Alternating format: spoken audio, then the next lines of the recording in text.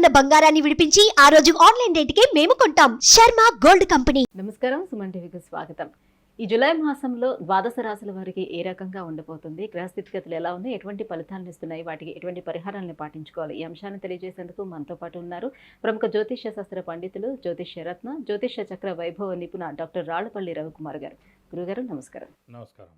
గురుగారు, వృషభ రాశి వారికి మరి జూలై మాసం ఎలా ఉండబోతుంది, వీరికి ఏ గ్రహాలు అనుకూలిస్తున్నాయి? వృషభ రాశి అనగానే మనకి కృత్తిక 2, 3, 4 పాదాలు, రోహిణి 1, 2, 3, 4 పాదాలు, మృగశిర 1, 2 పాదాలు.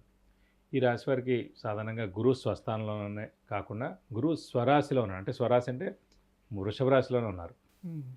లాభస్థానంలో రాహు ఉన్నారు, పంచమ స్థానంలో కేతు ఉన్నారు. సో రాహు బలం చాలా పరిపూర్ణంగా ఉంది, కేతు బలం కూడా పరిపూర్ణంగా ఉంది. శని కూడా మనకి దశమ స్థానంలో స్వస్థానంలో కుంభరాశిలో ఉన్నాడు. దాన్ని శశయోగం అంటారు అన్నమాట. సాధారణంగా 5 మహాపురుష యోగాలు ఉంటాయి, పంచ మహాపురుష యోగాలు అంటారు అన్నమాట.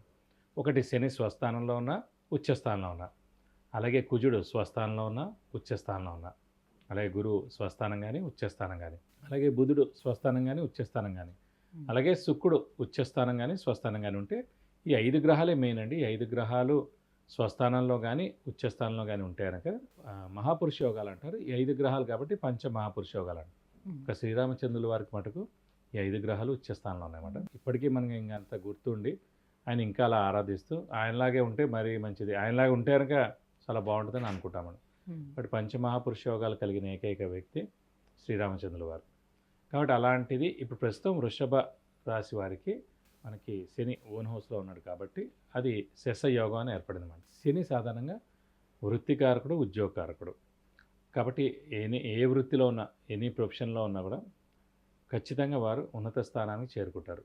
నిరుద్యోగులకి ఉద్యోగం రావడం ఖచ్చితంగా, అలాగే ఉద్యోగస్తులకు ప్రమోషన్ రావడం, మంచి నేమ్ అండ్ ఫేమ్ రావడం, బాస్ నుంచి మన్నన పొందడం, ఫారెన్ టూర్ విజిట్స్, అసైన్మెంట్స్ ఇలాంటివన్నీ రావడం జరుగుతాయి. అలాగే ఆరోగ్యకారకుడు కూడా శని అండి. సో ఆరోగ్యం కూడా ఇంట్లో పెద్దవాళ్ళు కానీ, చిన్నపిల్లలు కానీ, గృహిణులకు కానీ, లేదంటే ఎవరైతే వృషభ రాశి వారు ఉన్నారో వారికి ఆరోగ్యం కూడా చాలా బాగుంటుంది. అలాగే వృత్తి ప్రవృత్తి కూడా, అంటే ఇంకేమైనా వ్యాపారం ఇలాంటివి ఏమైనా ఉన్నా కూడా వాళ్ళు కూడా తప్పకుండా రాణిస్తారు.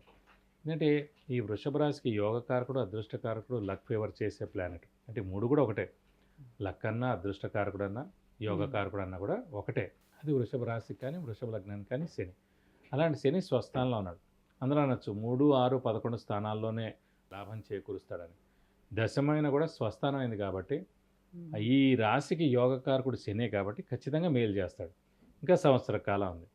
అదైన తర్వాత మళ్ళీ లాభస్థానంలో 2.5 సంవత్సరాలు ఉంటారు. కాబట్టి ఈ వృషభ రాశి వారికి 3.5 సంవత్సరాల పాటు గోల్డెన్ పీరియడ్ అని చెప్పుకోవచ్చు. రాహుకేతుల బలం పరిపూర్ణంగా ఉంది. అలాగే రాహు కానీ కేతు కానీ కూడా 3, 6, 11 స్థానాల్లో ఉంటే కనుక యోగాన్ని చాలా ఇస్తాడు. మరి అనొచ్చు, అదేంటి మరి 5వ స్థానంలో ఉన్నాడు కదా కేతు, లాభంలో రాహు ఉన్నాడు కదా, 3 కానీ 6 కానీ అవ్వలేదు కదా కేతు కానీ. అంటే ఏ గ్రహమైనా సింగిల్గా మారుతాయి కానీ రాహుకేతులు మాట ఒకటేసారి మారుతారన్నమాట. ఆపోజిట్లోనే ఉంటారు ఎక్కడ ఉన్నా కూడా. ఎవరో ఒకరు 3 కానీ 6 కానీ 11 స్థానాల్లో ఉంటే చాలు. ఇద్దరు 2 కూడా 3, 6లో ఉండలేరు, 6, 11 అలా ఉండలేరు. ఎప్పుడు ఆపోజిట్లోనే ఉంటారు కాబట్టి రాహు బలం కూడా పరిపూర్ణంగా ఉంది. శని చాలా బాగుంది. కాబట్టి రాశిలో మటుకు గురువు ఉండడం చేత ఒక 50% గురుబలం ఉంది. గురుబలం మటుకు తక్కువగా ఉంది. కాబట్టి పనులు స్లోగా అవ్వచ్చు కానీ ఖచ్చితంగా అవ్వడం మటుకు ఖాయం. దానికి ఏం చేయాలంటే మెయిన్గా హార్డ్ వర్క్ బాగా చేయాలి. ఎందుకంటే ఇప్పుడు ప్రస్తుతం దైవబలం తక్కువగా ఉంది. దైవబలాన్ని పెంచుకోవడం, దైవానుగ్రహం పొందడం, తీర్థయాత్రలు చేయడం, దైవ దర్శనం చేసుకోవడం, గురువులను దర్శించడం, గురువు యొక్క బ్లెస్సింగ్స్ పొందడం, సామూహికమైన జరుగుతున్నప్పుడు వాటిలో పాల్గొనడం, ఇలాంటివన్నీ చేస్తే కొంచెం దైవబలం పెరుగుతుంది ఈ సంవత్సర కాలం. మళ్ళీ నెక్స్ట్ ఏడాది మేకి వచ్చేప్పటికి ద్వితీయ స్థానంలో గురువు వస్తాడు కాబట్టి అప్పుడు ఈ శని కూడా లాభంలో వస్తాడు కాబట్టి అప్పుడు ఇంకా చాలా బాగుంటుంది. అటు వృషభ రాశి వారికి ఏం చూసుకోకలేని చాలా బాగుంటుందని చెప్పుకోవాలి. సో మీరు ఎప్పుడూ చెప్తూ ఉంటారు 4 ప్లానెట్స్ అయితే ఖచ్చితంగా మనం చూసుకోవాలి, గురువు, శని, రాహు, కేతువులు ప్లానెట్లు గోచారాలు ఈ 4 ఖచ్చితంగా. దీంట్లో మనం చూసుకున్నట్లయితే మనకి గురువు మాత్రమే కొంతవరకు మాత్రమే అనుకూలిస్తున్నాడు, మిగతా అన్ని కూడా బాగున్నాయి కాబట్టి చాలా బాగున్నాయి. ఆర్థిక పరంగా ఎలా ఉంటుంది వీళ్ళకి? మరి ఆర్థిక పరంగా బాగుంటుందని చెప్పుకోవాలంటే గురువు సాధారణంగా అంటే ధనకారకుడు కూడా గురువు అండి ఎవరికైనా సరే. సో అలాంటి గురువు వృషభ రాశిలో మనకి అదే రాశిలోనే ఉన్నాడు కాబట్టి కొంచెం మిశ్రమంగా ఉందని అనుకున్నా కూడా మిగతా శని బలం చాలా బాగుంది కాబట్టి, రాహు కేతుల బలం బాగుంది కాబట్టి, ఒరిజినల్గా జాతకం బాగుంటే కనుక కొంచెం ఫైనాన్షియల్గా చాలా బాగుంటుంది. ఒరిజినల్గా జాతకం కనుక కొంచెం బాగాలేకపోతే కనుక గోచారీత్యా శని రాహు కేతుల బలం బాగున్నా కూడా గురుబలం తక్కువగా ఉంది కాబట్టి కొంచెం ఆర్థికంగా మిశ్రమంగా ఉంటుందని చెప్పుకోవాలి. మరి అదృష్టం ఎట్లా ఉంటుంది ఈ మాసం? అదృష్టం మటుకు పరిపూర్ణంగా ఉంది. ఎందుకంటే వృషభ రాశి కానీ వృషభ లగ్నానికి కానీ భాగ్య దశమాధిపతి అంటే 9th and 10th లార్డ్ శని అయ్యాడు. అలాంటి శని మనకి 10th హౌస్లో స్వస్థానంలో ఉన్నాడు కాబట్టి పరిపూర్ణమైన అదృష్టం 100% అదృష్టం ఉంటుంది.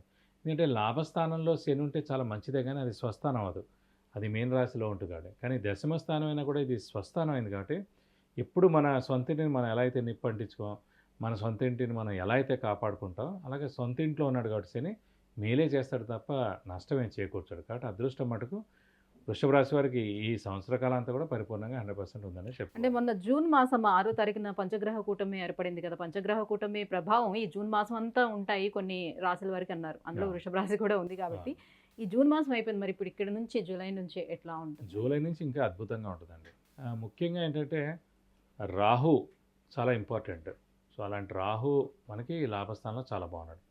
కేతు పంచమ స్థానంలో ఉన్నాడు. సాధారణంగా 5th హౌస్ అంటే క్రియేటివిటీ, ఇంటెలిజెన్స్, లాజిక్. కేతు ఉన్నందుకు ఏంటంటే ఇంకా మంచి ఆలోచనలు వస్తూ ఉంటాయి. అంటే క్రియేటివిటీ, లాజిక్ ఇలాంటివన్నీ కూడా చాలా పెరుగుతాయి అన్నమాట. కేతు దానికి హెల్ప్ చేస్తూ ఉంటాడు. అలాగే ఆధ్యాత్మిక చింతనకు కూడా మనం 5th హౌస్ని చూస్తాం.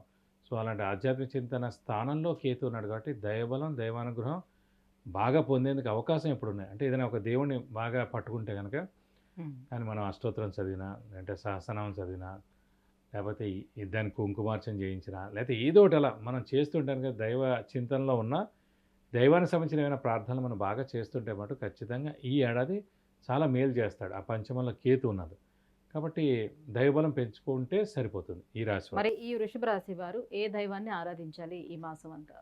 ప్రస్తుతం ఏంటంటే ఇంక సింపుల్ అండి. ఈ ఏడాది మొత్తం అంతా కూడా మనకి గురువు అనే బలమే తక్కువ ఉంది కాబట్టి గురువు అనగానే మనకి దత్తాత్రేయ స్వామి వస్తాడు కాబట్టి ప్రతిరోజు దత్తాత్రేయ స్వామి అష్టోత్తరం చదువుకోవడం. మేము ప్రతి గురువారం వీలవుతే దత్తాత్రేయ స్వామి టెంపుల్కి వెళ్ళి 41 ప్రదక్షిణాలు చేసుకుంటే మంచిది. అలాగే వీలైతే ప్రతి గురువారం ఉపవాసం ఉండడం. ఉపవాసం ఉంటే కూడా చాలా మంచి రిజల్ట్స్ ఇస్తారు కాబట్టి ఇలా ఉపవాసం పట్టుకుంటే చాలా మంచిది. ఈ ఏడాది అంతా కూడా ఇంక అది పాటిస్తే ఉత్తమం. ఈ ఒక నెలే కాదు, ఈ ఏడాది అంతా వాళ్ళకి రెమెడీ ఇదే.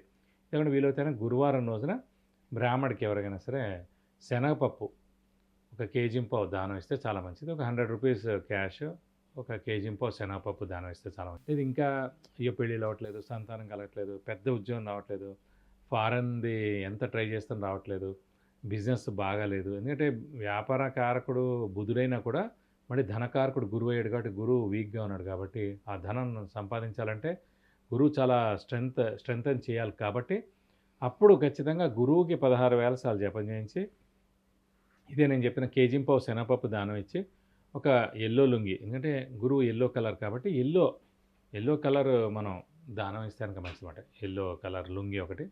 సో సాధారణంగా అందుకని ఎల్లో కలర్ ఎవరైనా డ్రెస్ వేసుకున్నా, శారీస్ వేసుకున్నా, ఎల్లో కలర్ డ్రెస్ బాగా ఇష్టపడినా వాళ్ళు ఎక్కువగా వేసుకుంటారు. ఇష్టం వేరు, వేసుకోవడం వేరండి. ఇష్టం ఉండాలి, వేసుకుంటే కనుక గురువు చాలా బాగున్నట్టు. అదే రూల్ అన్నమాట. కాబట్టి వాళ్ళ గురువు బాగున్నట్టు. సాధారణంగా ఎవరైనా చెప్తే గురువు బాగాలేడు మీకు అది అనొచ్చు. అప్పుడు మనం నమ్మక్కలేదు. మనం వేసుకుంటున్నాం కాబట్టి ఖచ్చితంగా. అలాగే శనగలు ఎక్కువగా తింటున్నా, శనగలు మరి కారకుడు కూడా అందుకే చెప్పేసి మనం గురువుకి జపం చేయించిన శనగలు దానం ఇస్తాం.